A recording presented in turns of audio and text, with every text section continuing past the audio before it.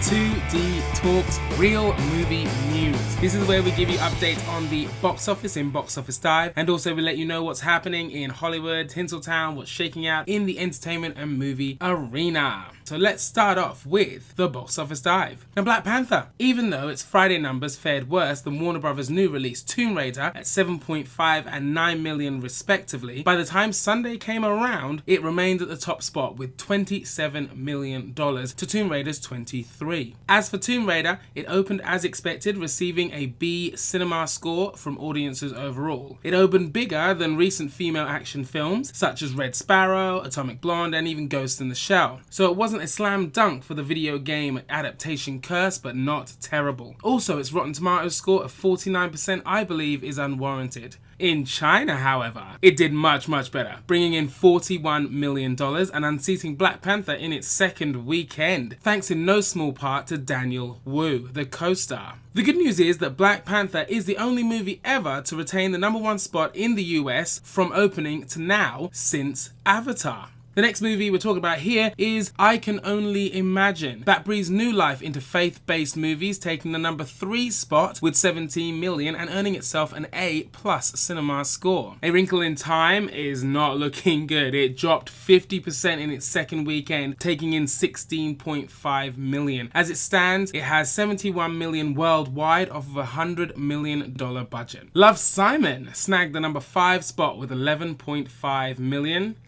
Not great. It did get an A+ cinema score, and its reviews are positive for the coming-of-age romantic comedy. So why only 11.5 million? Well, let's face it, let's be honest about this, it's the subject matter. Audiences are just not there yet when it comes to talking about alternative depictions of love and romance. The winner for the strongest hold this week goes to Peter Rabbit, which dropped only 23%. Another thing for it to celebrate is that here in the UK, it dethroned Black Panther from the #1 position, taking in 7.24 million. So that's it from the Box Office Dive. Make sure to report back next week for more.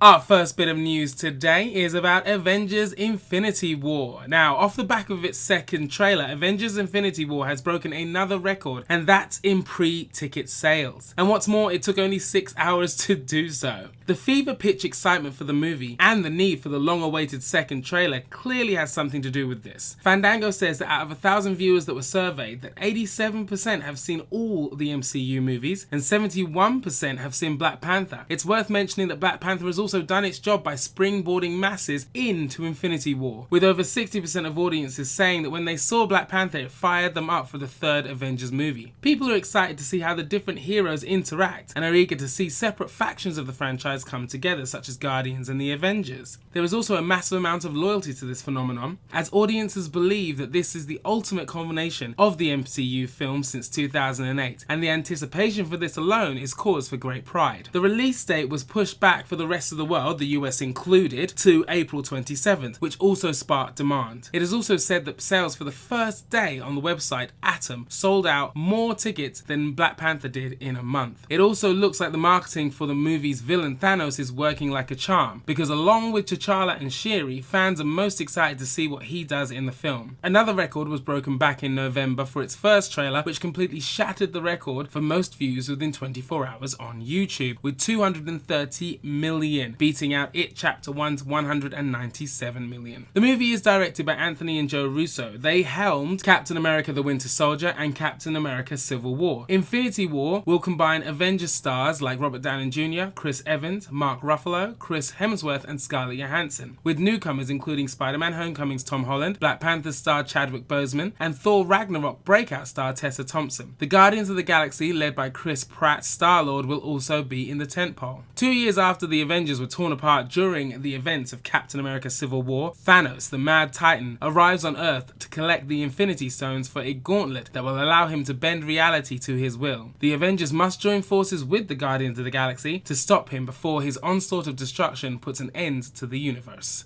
And the final story today is Game of Thrones season finale details. The final season of Game of Thrones is, in many people, if not all people's view, well overdue. But the fact that this is the most expensive season, along with the massive undertaking such an anticipated finale demands, it is currently keeping hungry Game of Thrones fans at bay. At a production table read in Belfast last year, all the cast members were given all 6 scripts for the final season. One by one, as the individuals fell to their deaths, it culminated in the last final words of the script. The tears then started falling down, and then there was an applause for 15 minutes. This is very, very emotional, especially for them, obviously, because they spent so much of their lives in it, in a very cabin fever kind of way, but also for us, it's going to be very, very emotional. In another report, there are 5 new scripts, all in the running for the much theorized spin-off prequel series. The show will also have a massive budget like season 3 of the original show did, which was 50 million, so that's 5 million per episode. But it's not the largest. That goes to the final season that we're waiting for, and that's 15 million per episode, bringing that to 90 million for the season.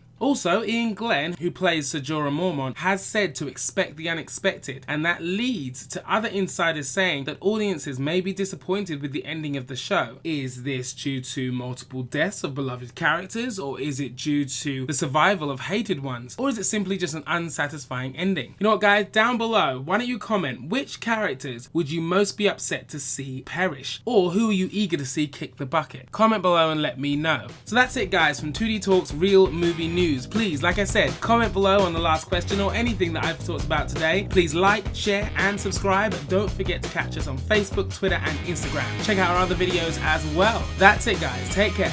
Bye-bye.